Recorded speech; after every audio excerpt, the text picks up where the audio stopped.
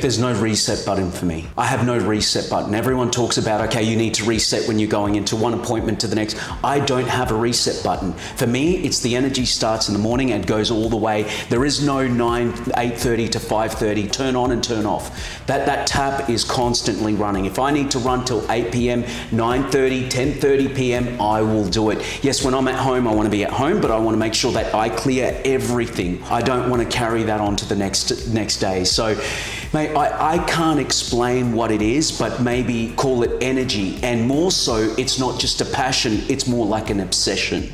That's what it is, that's difference between me and maybe the next person. On today's episode of the podcast, I am joined by a name that is very recognisable in Brisbane real estate. That is Will Torres of Torres Property. Will is a very high energy force of nature. He's a very impressive guy and somebody that we've worked with for quite a while. So I was able to ask him a few questions, knowing the history of his career, or some of it at least. After building a standout reputation as a high-performing agent at a separate agency previously, and that's where we first met, Will went out on his own. He created the brand Torres Property, and we're now sitting in his brand new office here in Brisbane that is, as far as we can see, one of the most impressive offices around, and there is really nothing else like this in Brisbane. So in this episode, we touched on a number of things, including discipline, what it takes to be an exceptional agent, the expectations of a high-performing agency that Will sets for him and his team, the culture that goes along with that, talking about KPIs, some of the things that they set from somebody for day one and what it's going to take to get them from day one to be a high-performing agent. We talk about the transition from being a high-performing sales agent to now running a business and a brand with 45 to 50 full-time people. In particular, we touched on a few things that I've found difficult in my business journey, which is losing key people at key moments and the feeling that comes with that it's, it feels personal, it feels unfair, and what that does to our business, and how Will has shifted his mindset when things like that happen, and the approach he's now taking to making that something that he knows is going to come, and how to get around that. So that was a really important conversation for me in particular. And then the attitude and high performing culture that comes with the new people coming in. So on one hand, when we lose people, what does that look like and how do we deal with that? But also bringing new people in to his team. So we covered all of that and more. It was a really enjoyable conversation. I wish I had another 30, 60 minutes with Will, but he's a busy guy and we needed to be respectful of that time. So hopefully we got the best bits for you, and enjoy the podcast. Woo! Let's do this, brother. All right, Will, thank you for joining us on the podcast today. It's 9 years in the making. Before I dive right in, I did go back and have a little bit of a look at our history, because we've worked together for a very long time. We have. The first job we did for you was in July 2017. It was the 17th job that we ever did in our new business. So for us, it was a very early relationship, and clearly by a long way the longest relationship that we've had with somebody, and we still work with you today. So 7,000 odd jobs later for ourselves. You were working at a different office. Now we're sitting in your brand new office that's very impressive, beautiful space. So I guess first and foremost, thanks for being on our journey, and we're proud to be part of yours as well. Mate, I remember your wife Phoebe coming into the office or agency I was working at, and she said, Will, look, we're a new company, we do a lot of styling, and I know she gave me the pitch, and I said, Phoebe, as long as we can sort of just have that communication and lines of communication open at all times, we can go really far. And I know that you could leverage a lot of obviously what I bring in to the business, so you can obviously take that to other agencies, and look, here we are. And 9 years later, we're still doing business together. Yep. I love it, mate. Amazing. I love it. Now, Will, you're somebody that is a recognisable name in the industry, obviously here in Brisbane. Now, you've done a number of podcasts. I've seen you speak on stage, and I know that you've done a lot of that at different events. So there's a few quotes, a few things that you've said that really resonated with me, and I've kind of written them down, and I hope that we could maybe dive into them a little bit more. So the first one is, and I guess you get different versions of this question probably a lot, which is, what does it take to be successful? What are the traits of a successful agent? All those sort of things, right? And it's not a lazy question, but because everybody wants to know it. But you can probably sit here for an hour and tell me all the things. But you said one thing to me, on this podcast that I listened to, and you said, I can talk about this for an hour, but I could also give it to you in 30 seconds. Now, what you said, I'm not sure if the answer's still the same, but what you said was, It's as simple as, if nothing else, 100 calls a day. Yeah. If it was that simple, yes, there's other things, but if I had to give you one thing, that's the thing Yes. that you said. Yes. Maybe you can talk to that a little bit. Yeah, so in business and growing the agency that we're in now, it's all been about the more people you speak to, the more successful you'll be, because you start getting yourself out there. You know, I've always said we're not secret agents. We are real estate agents. We need to be extroverts. We need to be in front of people. We need to be delivering the news of value to our customers, to our core area. So how do you do that? Go out and call 100 people a day. Go out and start doing, door knocking. Get in front of people. That's what we need to be doing. It's okay if you're an introvert. I am an introvert when I'm at home. I want no phone. I want no one to call, ask, how's the market doing? I want to be at home. I want to sort of just sort of go under the bed and just curl up and just relax. But, when I'm here, I'm on show. Yeah, yep. So success can be defined in so many ways. The way I've defined success is more just about the more people you speak to, the more successful you are going to be. The more knowledge you are going to pick up from that as well. And so one of the people that I listen to a lot his name's Alex Hormozy, and he says something similar, I guess, or maybe I've twisted it to be similar, but he says, do something for long enough, consistently enough, that it would be unreasonable for you not to get both good at it and for it to work. Mm-hmm. To me, it kind of sounds the same thing. Like it's very easy to say, well, just do 100 calls, talk to 100 people. Why do you think people don't do that in this industry? Is it no routine? Yeah. Everyone talks about consistency. How do you get consistent at something? You need to find your routine to be consistent to equal results. That's how it works for me. And that's how what I've taught, something so basic, so simple to my staff, to my team, that we need to find the routine to get the consistency, to then get a result. Because everyone can do it consistently, but if they don't have a routine, they will become lazy. They will become complacent. And if it doesn't work for them in the first 30 days, then it won't work for them in the next 30 days. Or so they think. Yep. Do you think it's also people almost don't believe, because it's such a simple thing to do, that there's a secret, there's more to it? So if I think about that in my life and in our business, there are things that we do very simply every day, and that just makes us better than most of the competitors around us, just by doing those simple things. It's maybe not the 100 calls, but I can relate it in a different way. But because of that, people always think, I've got to do this new technology here, or I've got to come up with these big, exciting marketing plans, maybe, and all those things matter, but it's almost like this thing of make 100 calls. It's almost too simple and too boring almost, that people don't think that's the real answer. Human nature, instant gratification. You don't get that in real estate. It's blind faith. People don't see that. If I do 100 calls, we all have expectations. I do 100 calls, I expect that I'll get a listing out of that 100. False, incorrect. You've got it wrong. So the way to look at the matrix is to be doing those 100 calls for the next 30, 40, 50, 100 days. And then things will start to stick on the wall. And then before you know it, you'll start getting a listing, and then leveraging the next listing off that one that you've got to the next one, to the next one.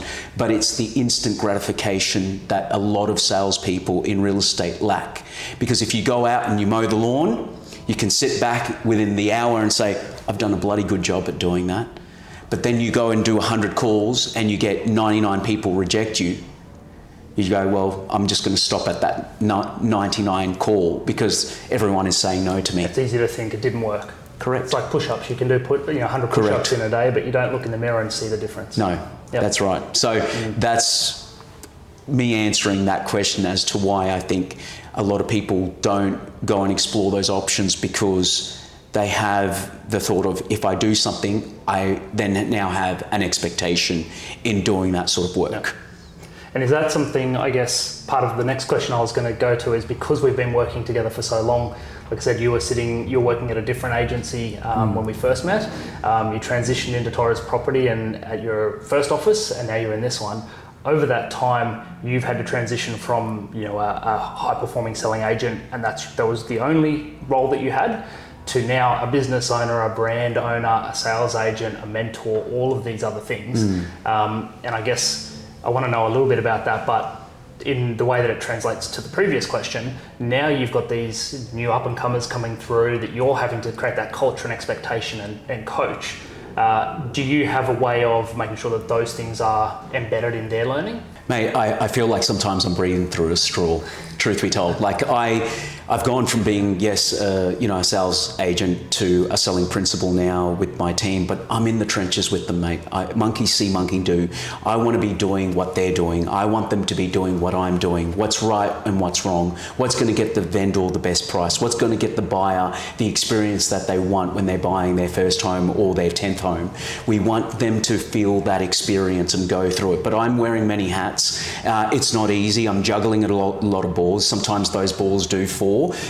More within sort of the agency itself, and I'm always looking at getting better. I'm never bitter, I'm always looking at getting better. So that's my focus point. And how do I do that? It's about sort of taking the time out, working with some of my staff and understanding, where do you want to go? What's your journey look like? Having more that one-on-one outside of work, because I don't want it to feel like when we put a suit on, we're robots and just asking the normal questions that we ask. How's your day going? It doesn't really sort of tap into the real nitty-gritty stuff that the agents need and want from me as a director, but from an agency and also from the community that they're servicing out there as well. So it is not easy, but it's just finding ways on how you can really connect and adapt with obviously your staff and obviously your clients that are out there. And something you mentioned there, which I think we know about you, is right from the start, and Phoebe would attest to this as well, that you've always been somebody who wants to be available for your clients, for your 100%. sellers. Yeah, 100%. And that's maybe, I was going to say easy, that's the wrong word. It's never easy. No, it's not. I imagine it was easier when you're dealing with your own smaller team and your own clients versus now having to also split your time with all the other things going on. But how do you make sure that doesn't get lost? Jake, there's no reset button for me. I have no reset button. Everyone talks about, okay, you need to reset when you're going into one appointment to the next. I don't have a reset button. For me, it's the energy starts in the morning and goes all the way. There is no 8:30 to 5:30 turn off, turn on and turn off. That tap is constantly running. If I need to run till 8 p.m., 9:30, 10:30 p.m., I will do it. Yes, when I'm at home, I want to be at home, but I want to make sure that I clear everything. My calendar, my appointments, my conversations, all of that is all finished come obviously, closing time. So I don't want to carry that on to the next day. So mate, I can't explain what it is, but maybe call it energy. And more so, it's not just a passion, it's more like an obsession. That's what it is. That's difference between me and maybe the next person. Because some people will go, look, I've had enough. I need to turn it off. I need to go home and I need to clear my head. And I've got a lot of staff here that live that every day today. I can't. I need to nip it on the butt. If there's an issue there, let's sort it out. Let's fix it. Because it's all about getting it fixed and moving on. And do you think that, obviously that's around prioritization, and it's about you knowing that that's important to you. Your energy, what you bring to your clients, being available, that would be an easy thing to put lower on your priority list when you've got lots of people coming with questions and problems, and as the face of the business and as the head of the brand, you're the one that the worst problems or the hardest problems to solve come to. And I know that we can relate to that, Phoebe and I, from our side, in the sense that you either get the problem. I've said this or I've heard this before, sorry, so I'm kind of paraphrasing, but you get the worst problems because nobody else can solve them and they come to you for that reason, or you get the worst problems that nobody else wants to deal with because they're just crappy problems that you have to deal with. So while you're doing all of the other things that make you so successful, you're also having to prioritize and deal with these other things. So I imagine that really comes down to being able to say no to certain things, knowing what to say yes to. You're sitting here giving me time on in the middle of the day to do this podcast, which I recognize the value of that. But you also mentioned while we weren't recording about saying no to certain things and having people constantly asking for time of you and energy from you. How do you decide what's important and what's not, and how important is saying no? It's very important saying no.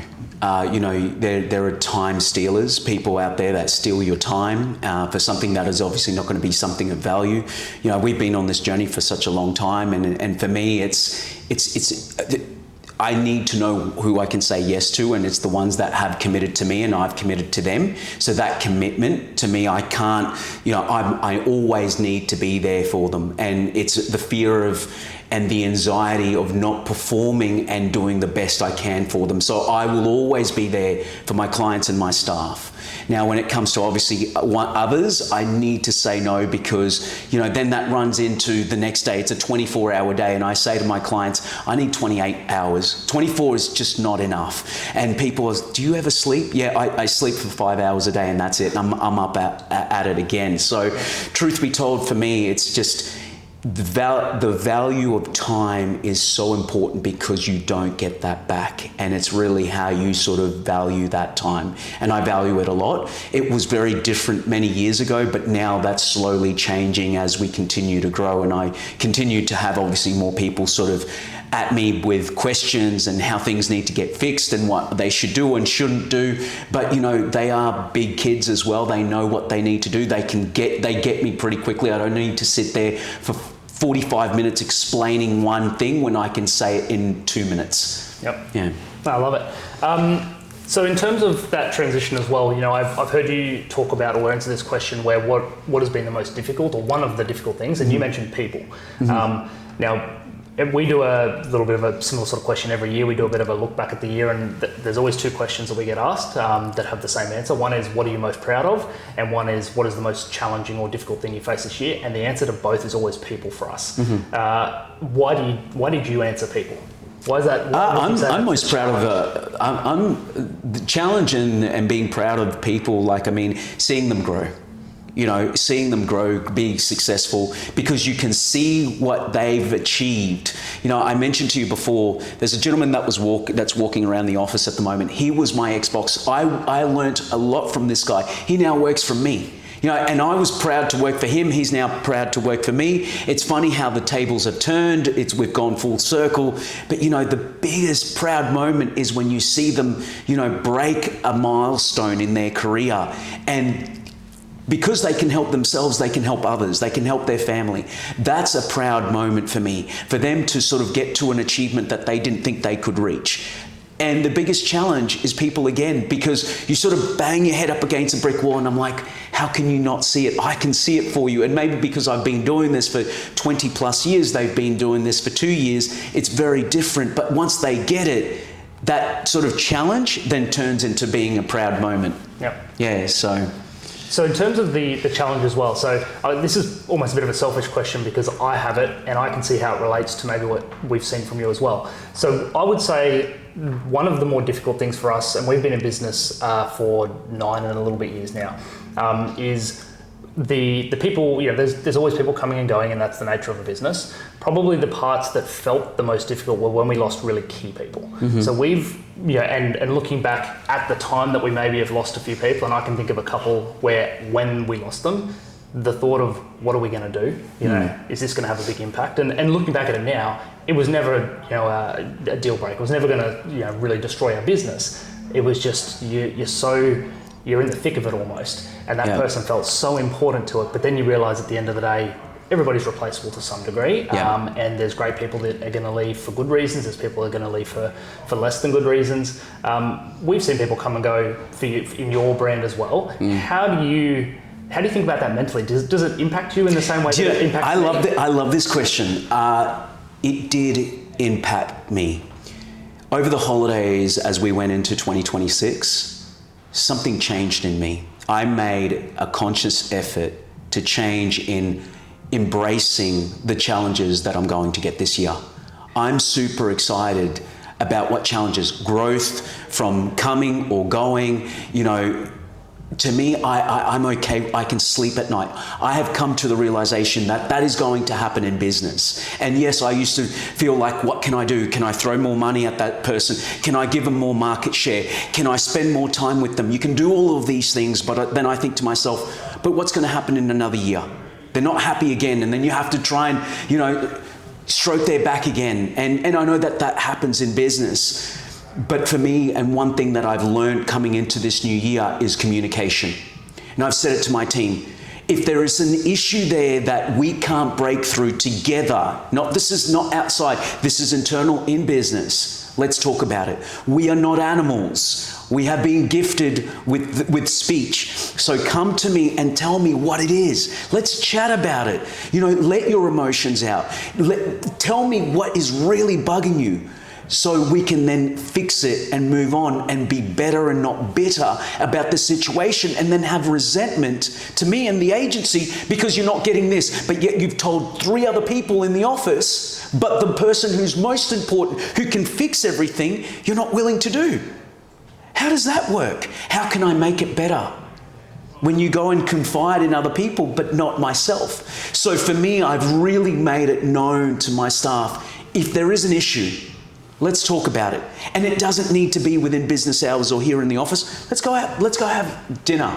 Let's go have dinner. And that dinner might go from an hour and a half turning into 4 hours. But we get everything out and we find a solution to the problem. It's not a problem plus a problem plus a problem, because you're never going to get anywhere. It's like, okay, I understand. Now let's look for the solution.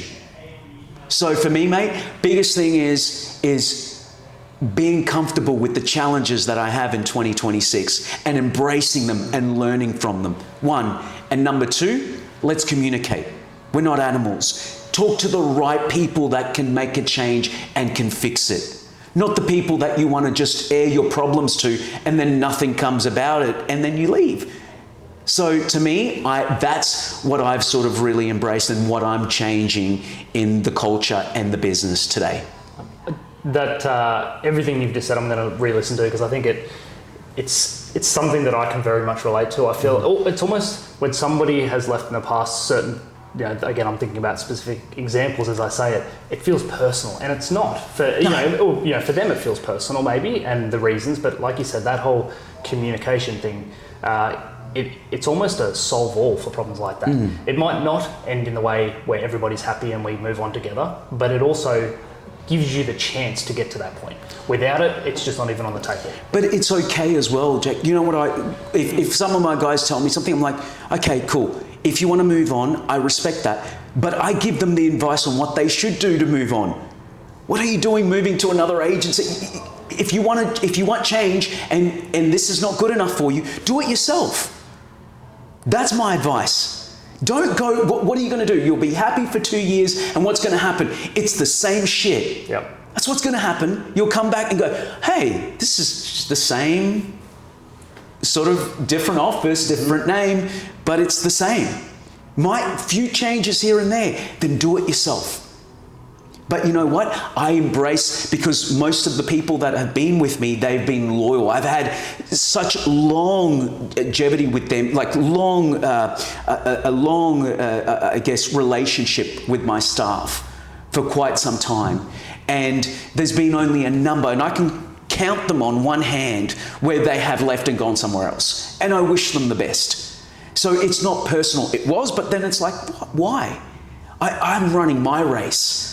Right. And I want them to, the ones that are here, I want them to run that race too, so we can all win gold medals. Yep, I love that. It's somebody else's success doesn't have to come at the expense of yours. No. Right? Talking about transitioning and people leaving, obviously the other side of that is people coming in. Yep. And we've had a couple of conversations in the past. I've heard you talk about the fact that you do, as part of your building your team, recruiting, part of it is you're more than happy, if not prefer, I mean, you can tell me if I'm putting words in your mouth here, to bring people in with no experience but a really great attitude. 100%. Yep. 100%. Tell me why. Why is that your approach? Mate, attitude is your altitude. I know it might be cliche, people might cringe to it. It's not. It really is. If you have a great attitude, you can teach someone to go from here to here. And if they've got a great attitude here, sky's the limit. There really is no glass ceiling for them to grow. So for me, attitude is everything. But moving and getting new people into my new business, it's not just having more bums on seats. It's making sure that they're going to be successful from day one. We all talk about KPIs, but my KPIs, mate, they've got consequences if those KPIs aren't met. I know people go, well, let's sit down, let's see what we can do. No, mate, I'm sick of dirty old rocks. I want diamonds. So these KPIs are very much a pressure for each co-agent associate that is coming in. And statistically speaking, the ones that come in, 1 or 2 won't make it in my system, in my business today. Because, mate, I've had 5 assistants where they love me, they go, well, they praise and give me great, that's great. I need you to work. We've got certain targets we need to meet. That's where we're going to get to. And if you can't do this, it is okay. Maybe go and be your own agent or go somewhere else. But the problem is if I can't get them to get discipline from day one, how the hell are they going to make it when they're on their own? And I relate to that a lot. I think that's the culture almost of a high-performing team, is high-performing, high expectations of that team, KPIs, consequences, all those things. Mm-hmm. When you say from day one they're coming in and there's an expectation and they're going to be successful, that I imagine comes with some very dedicated training processes mm-hmm. and things that they walk in and you show them what it means to be an agent at Torres Property. How much time have you put into or thought process into that training processes? Is it something? I mean, I assume it's we do important. The training and I'm hands on. They can access me 24 hours a day, and I literally mean that. Like my guys ring me at 10 o'clock at night, I'll answer. Most principals I've worked for other agencies, you call them at 10 p.m. Sorry, I'll call you tomorrow. You can ask all my agents, if you call will he return your call same day? Absolutely. Even if they call me at 4 and I'm back to back with appointments, I'll call them at 7 p.m. just to get through what they need to sort of express to me and what they need to understand. But the KPIs, the training, what we have outlined for them, it is a step-to-step program that they need to follow. It is not hard. Real estate is not rocket science. You've heard this before. It really isn't. It's very basic stuff. It's 1, 2, 3 ABC stuff that they can go, okay, Will's asked me to do on this day, I need to do that. Then do it. Now, if it's scripts and dialogues that you have challenges with, let's have a chat about that. I'm happy to give you some scripts and dialogues. Take out your phone, record what I'm about to say to you. Listen to it for the next 15 minutes and then apply it to your dialogue when you make the call. But everything else is very simple. Letterbox drops. I don't need to tell these guys when to go do. It is there on your KPIs. It's there on your calendar. Go do it. 300? Go do 300. Oh, I can only do 250. Why can you only do 250? Oh, because just don't feel like I want to do 300. Well, mate, that's part of your KPI. Unless you want to fail and then be off the team, that's entirely up to you. Yeah. Why do football teams, soccer teams, they've got the best of the best, and if you don't show up to training, some of these, soccer teams in the UK, if you don't show up to a Real Madrid training session and you're on the squad, you get a 50,000 euro fine. And here we're going, we'll pay you for you to be late. I mean, I'd love to do that, but I can't. It's similar to I think it was Netflix's CEO or founder back in the day, spoke about the difference between, a lot of businesses describe their team as a family. We're a family. Yeah. And he said, high achieving businesses, it's not a family, it's like a sports team. Because family get unconditional love. Correct. We're in business. We're going to kill ourselves for each other. We're going to work as a team and we're going to win. But like you said, if you don't show up for training, if you're not at the level of the rest of the team, you're not going to be on the team. Well, mate, you're only strong as your weakest link. You know this. Yep. If someone's going to let you down, you're only as good as they are. So everyone needs, if there's 11 on the field, we need to step up and everyone needs to kick that ball into goal. Yep. Everyone's doing their part to make sure that ball goes into the goal. Yep. No, I can resonate with that a lot. Speaking of culture, we obviously high expectations, what we've just spoken about. Now, I know a little bit about some of the things that have gone on here in terms of the reward side as well, because a culture like that needs the reward and it's got to have the motivation, it's got to have all those things. So I know you've been very generous with some of the rewards for hitting big, hairy, audacious goals, those sort of things within your team. How important is that for you? Very important. Very important. But to me, I look at more the journey than the outcome. I know it's very different, and my team, it's important for me because it's important for them. They look forward to that because they're working all the time. So if that's important for them, I like that. But we don't lose focus of the journey. Right. That is the most important thing for me because they get to learn, and that's priceless. The reward is great. They can see it's materialistic. It's a trip overseas. It might be, a designer bag or whatever it is that we've rewarded with our staff in the past. That's great, but it's more the journey that we want to sort of, showcase, have fun with it. So then at the end they can go, wow, that was actually fun and I learnt a lot. Because then if they can do it for themselves, they can buy themselves the designer bag they want, the watch they want to get, the car they want to drive. But that's what's the important part, is that section there. But if it's important for them, it's important for me. Love it. Kind of wrapping up here, one of the questions that I was going to ask you, which is again related to kind of motivation and being, high-performing teams and having the right people around you. You are that for a lot of your agents and staff. Now I know you also surround yourself and put yourselves in the right groups. So there's things outside of Torres that you do. You're in some of the without mentioning any specifically, but you're in some of those groups that put you with people on another level. You associate with other high-performing people outside the Torres brand as well. I mean, this is a lazy question, but obviously that's important to you. Why is that so important? Associating myself with, it doesn't matter who you associate yourself with. For me, in regards to my motivation, my mentors, my coach, I'll tell you who they are. You. The cameraman filming right now. I learned something from everyone. Because we were talking before we went on camera today about your business, and I was asking questions and how you've made it grow. That inspires me. If you can do it, I can do it. I love that. The cameraman, I see the equipment around, I'm like, wow, I want this too. I'm just going to have to work harder and sell more properties, and I'm going to get that. So to me, my inspiration, my motivation, my coach, everything is the people around me. Everyone is my mentor. That's a fact. I don't have someone that I actually lock in with and go, okay, I've got that person, they're going to be my mentor. I learn from everyone, from the guys that are here and the guys that are here. Because you know why? You need to respect everyone on the way up, because they're the same people on the way back down. And you're always going to learn something from someone. Is that something, you're a very high energy person when you're, like you said, introverted at home, but when you're here, you're who you need to be.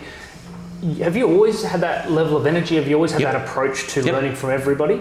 100%. Yeah? Always. That sounds like something that, not sounds like, it's clearly been a big part of your success. Always. In what you've done. I love it. Like someone driving a nice car. Oh, how did you get that? When I couldn't drive, when I was living in public housing commission, when I couldn't eat, I went to Centrelink to claim $215 a fortnight to give to my mum so she could pay rent and put food on the table. But I was always inspired by people. What do you do? From the people that were here and the people that are here. Even the ones that will go into university and have, a smart and knowledgeable. I want to take that and apply it. I just don't want to hold it in. I want to apply it. We've got X number of properties, my wife and I, we invest in a lot of real estate. I don't want to be that plumber with the leaky tap that it never gets fixed. And you'd be surprised how many real estate agents actually don't own property. First thing I preach to my guys up here, you're real estate agents, buy some property.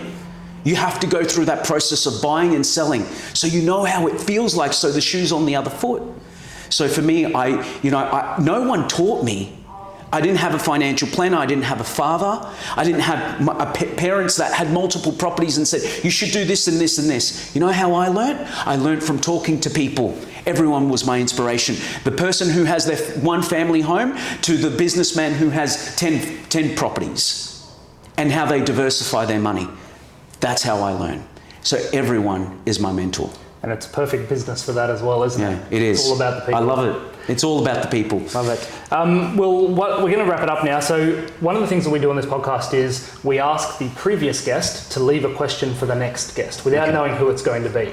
So the question I have here is, I'll give you a minute to think about it if you can come up with something. He said, tell us a story about something you had to overcome that was in your way, and how did you overcome it? So think about that in whatever context you like, business or otherwise. That's a bit of an easy question because of my background and everything that I've come through. I remember my story starts being a refugee coming to this country, having no money, couldn't speak the language, went to school, had to repeat grade 1 because I went straight from another country over the other side of the world, not speaking the language, the English language, to then going into school, speaking Spanish to the teachers, and then obviously having to transition and learn another language pretty quickly. There's no accent now because I've been here for such a long time, but then seeing the struggles of my mum cleaning houses for a living, office buildings, and coming home and waiting for her to come back at 9 o'clock at night, with her vacuum cleaner on her side from cleaning houses and cleaning office buildings. So that was my biggest challenge, to see that and go, I don't want to be that. I don't want to do that. Lining up at Centrelink, when Centrelink you could line up and people could smoke in those buildings, to claim a $215 check so I could give that check to my mum so she could pay the rent, put food on the table. How did I get out of that? It's all here, in my head. I used to see people get inspired, and part of this question, how did I get out of those challenges or that struggle, was because I didn't want to be there anymore. And I made the choice. No one gave it to me. No one said, Will, you're a great person. I like you. Here's 5 listings to get you started. No. Will, there's the phone book. Start calling. What do I say? Just say that this property's come on the market. Go. Oh shit, scared. I had no confidence. So you can imagine, I went into an industry and I had no confidence, no training. I had to teach myself to get to where I am today, because I'm a huge visionary, and I knew that I was never going to be broke, because I implemented that into my head and I said, I'm going to be someone. Don't know what it's going to be, but I'll be someone. So I'm going to leave I'm making sure I'm leaving my mark here. I don't know that anybody could hear your story and not be inspired, Will. I've heard it before, and I think every time I've heard you say it, there's something in me that just goes, it's almost a perspective thing. People complain about the little problems they have in their days, but until you have to go through something like that, and until you come out the other side and see how successful you've become because of something like that, to me that's an inspiration. So thank you for sharing. Yeah, but having that, going through that, it's an advantage and disadvantage, but it's all about what you tell yourself. The person you speak most to is yourself. Even if you're not speaking out loud, you're telling yourself thoughts in your mind. And this needs to be clear at all times. So it's all about here. Love it. On the other hand, you now get to leave a question for the next guest. So I'll give you a second to think about that. Okay. Again, not knowing who it's going to be, but it will be somebody in the real estate industry, a real estate professional. Okay. What's a question you would love for that person to answer? That is really tough, and I know I'm on camera right now, so you're going to have to edit it, because this could take 10 minutes, and then you can do the behind the scenes of me doing this. Little fast forward. Maybe just going on, asking what's the best question. What is a question that I'd like to ask? You can maybe picture somebody specific without mentioning them, and is there a question you would like to ask that person, a successful agent, somebody starting out, anyone in particular? Yes, I did like the story part, and that would have been my question, because that's obviously, I always have stories sell, I always say, and stories are really important, but that question's now being taken. He stole it from you. No, he didn't steal it from me, but it's good. It's just, I'm just copping out now. Let me see. What was your biggest win in your career, and how did you reward yourself and others? That's a good one. I like that a lot. Because everyone wants to know challenges and drama, but no one wants to know about the good things. I love, and I know you can edit this out later, but you know what? It's interesting. I go to Dubai a lot, and I don't know if you saw, but they were saying Dubai, the Emirati. If you continue to keep posting that, you will go straight to jail. So all I want is positive stuff. So everyone's just posting how great Dubai is. Yeah. And I just love, and I know that they get away from the realness of that, but it's good because that we have enough drama and enough negativity in the world that it's nice to just know that, hey, we're just trying to make better. And that's the way I see it.